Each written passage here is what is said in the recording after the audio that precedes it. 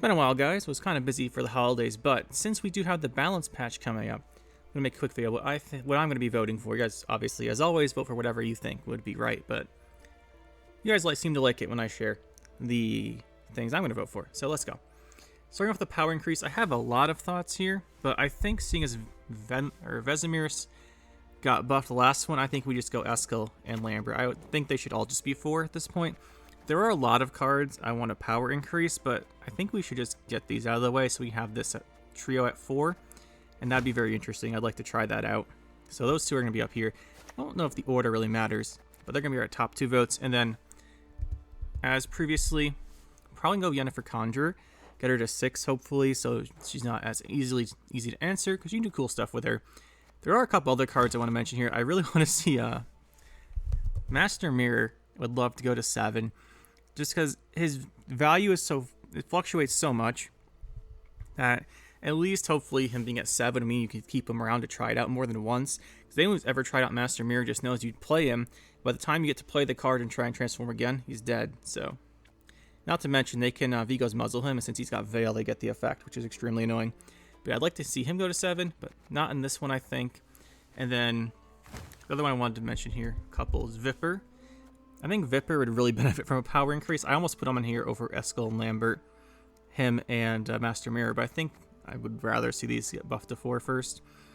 And then the last one I want to mention, just in case you guys think it's a nice idea, is the Blue Stripes Commando.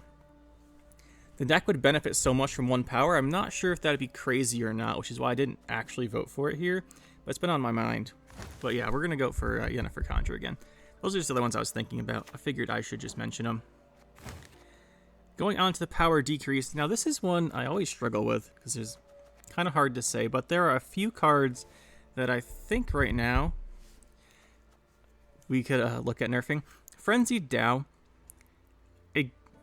It's interesting. I really like the Frenzied Dow rework, but this is why I didn't vote for it on either of the other balance councils because I wanted to try it out since it was pretty new. But I think at this point we've determined that Frenzied Dow is extremely good. And probably a little bit too good. The fact that it gets control out of your deck's fine. Like, I don't have a problem with that. The problem is how much tempo it is. Like, it's an 11-point play. I think we just maybe reduce his power by 1. That should help out. Just because you see him so many places now. I kind of thought he'd just be a construct deck. It just turns out Frenzy Dow and 1 Rock Slide's good enough to put in almost everything.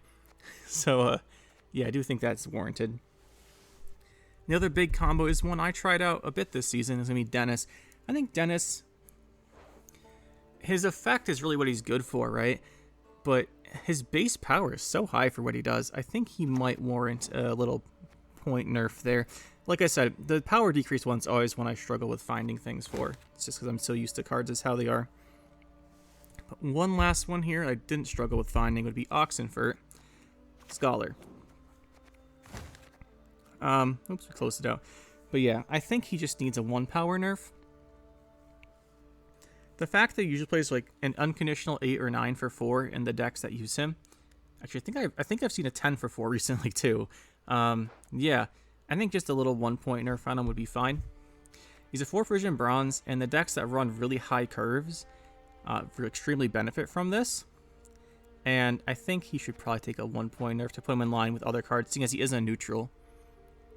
Like, getting an 8 for 4 shouldn't be that easy. It's just playing him if you've got expensive cards in your deck. But yeah, you might disagree with that one. You know, let's do the provision decrease first, because that's more fun. For this provision decrease, there's a couple here, but the big one for me is going to be Geralt, Quen, however you want to say it, probably Quen. Yeah, this is a big one for me. I've had requests to do Witcher decks, and the thing with Witcher decks is that you really want Geralt Quen to like tutor out your key Witchers, especially Vesemir Mentor. But he's just so expensive for what he does. Like, Royal Decree is 1 point less, and the shield's usually meaningless, unless you're being funny and summoning out Arnagod with him. So he's just so expensive for what he does. Honestly, he probably needs like a provision, or like a power, or maybe both, but I definitely think he's too expensive. So like, look at Royal Decree as a comparison. This is an in-archetype tutor that only gets Witcher units, and it's 1 point, 1 provision more, which is not great. It should be like better than that. And then the other ones here, do want to mention, I talked about this one already, but I think I thought about the power on this. I think we just make Blue Stripes Commando cheaper so you can fit more stuff in the deck. I think that would be nice. Because as it is, the deck has to run a lot of expensive cards. This might make the Renew version, where you play Pavetta twice, better. You have more room to fit things. Like, the deck struggles to fit control cards in it. So I think this would help quite a bit. I really wanted to go for the power buff on this guy, but I think that it might be a bit excessive. We're just going to do this for now. I think, to be fair though, mostly what the Russian community votes for gets through anyway, because they're the biggest. So, this is my opinion. And lastly, I was looking at the bronzes, and one I would really like to see a buff to is Rivian Pikeman. That's not Rivian Pikeman. This is. So Rivian Pikeman is one I'd like to see get a buff, down to 4 provisions. Does 2 damage on its order. That's the same thing Ballista does. Ballista does the damage on its deploy, though, as 1 less power, so it's very similar there. The difference is that his Death Blow would reduce the cooldown of each unit in a row by 1. Now that's really interesting. Comparing it to Ballista, like, Ballista does more damage, so it's better for setup. But this is pretty interesting, because, like, you don't really see, at least I don't see that many decks with, like, Stockpile or relying on the cooldowns anymore, which is all mid-range Mutagenerator stuff, which we'll get to. But I think this would be an interesting card at 5 provisions, or 4 provisions, to potentially help out, like, make a deck like that work, because some of the siege engines are kind of expensive. You want to play like Tutors, you want to fit in siege. So I think that if we use this, and then if you use it with other siege engines, you can trigger the Death Blow. Maybe use it in Uprising, which I thought about giving provision to, but decided not to. But yeah, I think this would be an interesting one, just because its effect has so many potential uses. If you want to get really crazy, you can use it with neutral stuff. It's not just Northern Realm units. You could use it on Eltibald, although no one would ever do that, or stuff like that. But I really like to see this get reduced, because if this gets reduced, some of the other cooldown units that aren't as great, maybe like War Elephant. Well, the War Elephant can be good. It just gets really tall and stuff like that.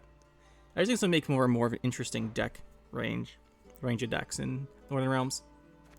Now on to the provisions increase. Now I think there's anyone who's watched me for a while knows what this first card is going to be. You know, I thought Mutagenerator would be fine at 8. Actually, I didn't. I thought it wouldn't be. I'm lying. But I said I thought it might be fine at 8, even though I was hesitant on that. And no, it isn't. It's just too much value. Like, the more I think about it, the more I think this deserves to be higher. Just think about it. If you play Mutagenerator, and you play 2 units, and then you play, say you play Mutagenerator in 3 units, and then you pass. Like, say you can't, you're just going to play the 3 units because the opponent passed, and then you're just going to play 3 units and pass. If you went first. If you go second, I guess you just still do that. Even if you just played 3 units, it's 15 points of carryover. That's not worth 8 provisions. That's worth way more. I kind of almost think it should be 10 just to trade evenly with Heatwave, but this card's too cheap. It's still too cheap. And the fact that it can act as a, like, insane engine, even after you, like, even if you just play range, like, you get 1, 2, 3, 4, 5 points a turn just playing your cards, Mutagenerator is too strong for what it does. Like, too strong for its provisions by quite a bit. This is one of the strongest artifacts ever made, and it came out at like 6 provisions. So I think this deserves to be more again. I wasn't going to do it, and then I watched people playing it and played it myself, and it's still too strong. Next up is another Northern Realms card. I really don't want to bully them, but Temple of Melitele Congregation's going on here too. For a while I was thinking Temple would be fine, but it puts so many provisions into your deck, and the order on it gives you about like 18 value, right?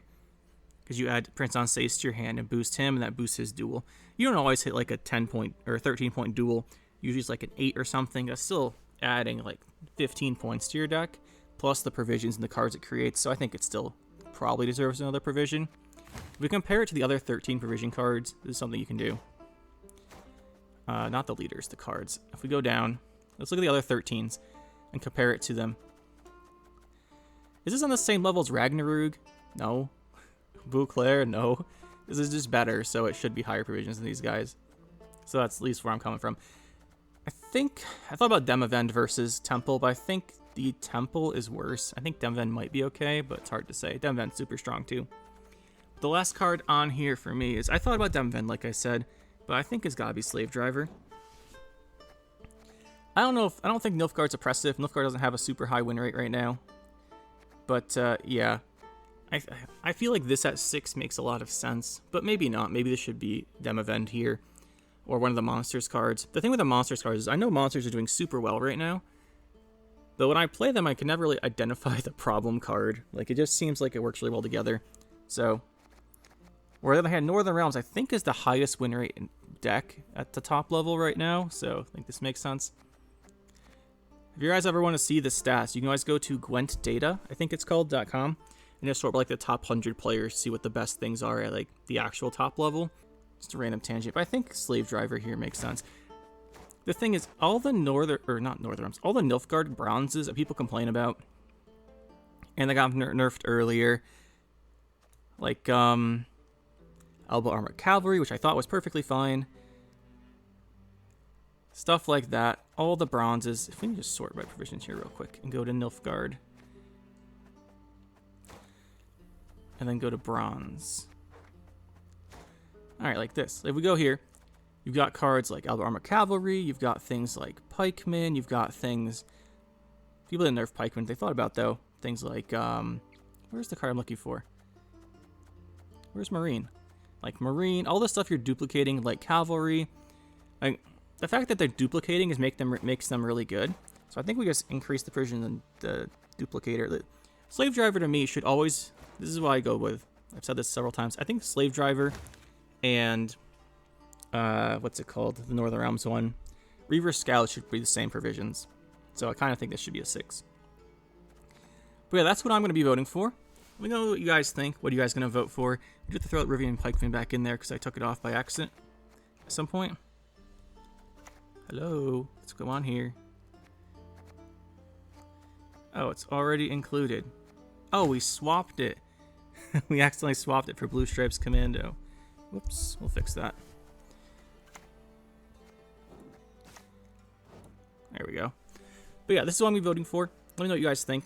Let me know what you're voting for. Like I said, though, I think the Russian community is by far the biggest, and they dictate a lot of what the changes will be. So I'm curious to see what they'll think, and I'm curious to see what the changes will be. But hopefully you guys enjoyed this. Let me know what you think, and we'll see you in the next one. That'll be it for this one, guys. Hope you enjoyed. We'll see you next time. Make sure to hit that like button and subscribe to the channel for more. And you can check out some more videos over here. And thanks for watching.